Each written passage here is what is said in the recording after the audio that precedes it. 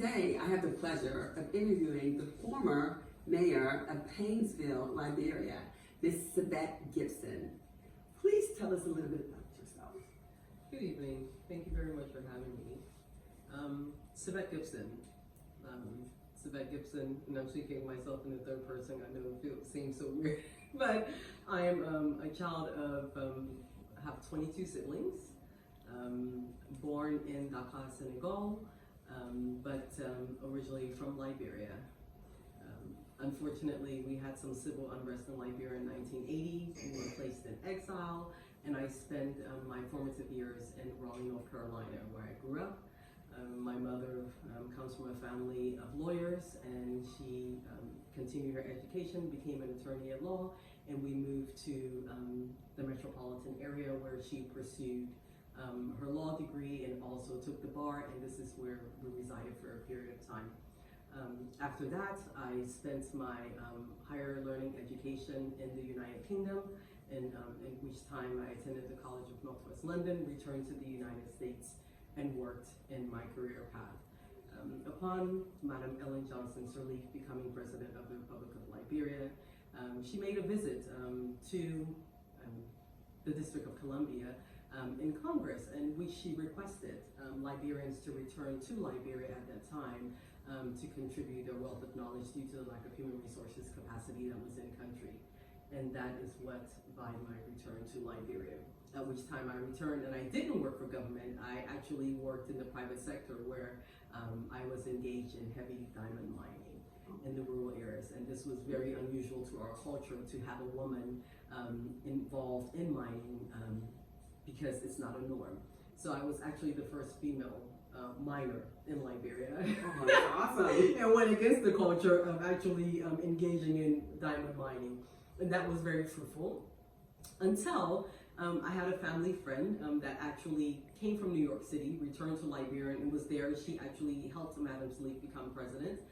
She became the mayor of the city of Monrovia, which is the capital.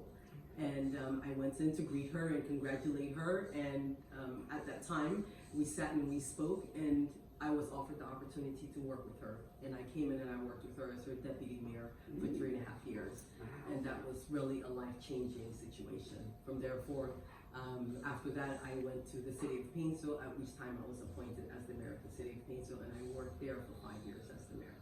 That is amazing. Thank you. Amazing. Can you inform us about Liberia and its culture? You touched a little bit about it. Yes. Elaborate? Liberia, we're one of the most unique countries on the continent because we're a country that was never colonized. Liberia was founded by freed slaves from the United States through the American Colonization Society. So the background of Liberia is very unique, unlike any other. Our relationship with the United States is very deep. Even our cities and our townships are named after multiple places from the United States. Oh, I didn't know that. Yes. Even as I say, Barnersville, which is where you have the reading room, there's a Barnersville, Maryland. Oh. Yeah, but you say Barnesville, but we say Barnersville. Yeah, because of the way we speak. But our culture is very unique. We have a number of tribes. We have indigenous tribes, and we also have, of course, what we call Congo, which are people that came from the United States or the West Indies to go to Liberia and live there. Oh, okay. Yes, due to the fact that they were freed slaves. Oh, Yes. interesting. What is the education system like in Liberia? The education system. So Liberia is a post-conflict country, which means that we were unfortunately in civil unrest for over 14 years. And with civil unrest for over 14 years, as you all know, the day-to-day affairs are not normal. Educational institutions are not functional, and people are living by the minute and not by the day. So therefore, our educational institutions were compromised due to 14 years of conflict. During the 12 years of Madam Sirleaf's tenure, that was one of the most prioritized areas when it came to our development agenda in Liberia. And not just prioritized to ensure that everyone went to school, but to ensure that we had female participation from the early years, the formative years. It was important to us, and it became mandatory. We mandated it that children who were the age of 5, it was compulsory for them to go to school, but especially the girl child. Because the girl child usually is not granted the opportunity to go to school because she's required to stay home with her mother to help her in the house, or she's either required to help her in the market or help her with the business. Parents unfortunately have a tendency to educate the boy child versus the girl child. So it became mandatory. We came out with a program for that, and we had, in the first year, we had an increase of 45% when it came to student enrollment, yes, because we got rid of the tuition and the various fees to cover the female child to go to school. And of course, every year, it increased. Well, thank you. I was going to ask you about the opportunities that children and young adults have to access education. So thank you for explaining that. What is the short and long-term impact of the Liberia Reading Room on a community like Paynesville, Liberia? A community like Paynesville, Paynesville is it's an urban area, heavily congested, and I know that one of the things that we lack in Liberia are libraries. So the fact that you have a library in a densely populated community means that children who usually won't have access to books within their community or even their educational institutions now have access to books. They have the opportunity to learn, they have the opportunity to grow, and they have the opportunity to take those books home and share them with their family members, and even to the extent that they have the ability to share them with their communities. I think there's an attached value that you have there that you're giving the child that you're not even aware of. The fact that they have some responsibility not only to themselves to use those books, but to return it to the institution to ensure that other children have access to those books. And I think that's very, very important, that you're contributing something to their life that's even greater than just having the opportunity to read. Well, that's impactful and needed information. No, I tell you, it's going to make a huge difference. When I was the mayor of the city of Paynesville, that's one of the things that we didn't have. We didn't have reading rooms, and I built several reading rooms. And I contributed not just books, but also tablets, because we're getting into an era now where, yes, it's great that our children have access to books, but it's also important that they have access to digital participation as well. Applications, and there are all sorts of tablets out here. There are tablets that you can have outside and they're solar, and the children take them home and they learn on them. The fact that they have access to the World Wide Web is important because it expands their horizon and gives them the opportunity to think bigger than their current situation, which in 9 times out of 10 is very dire.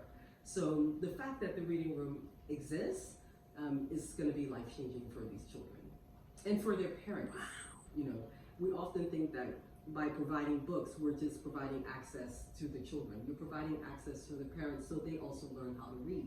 Again, 14 years of conflict is a long time. So you have an entire generation that did not have the opportunity to any form of formal education.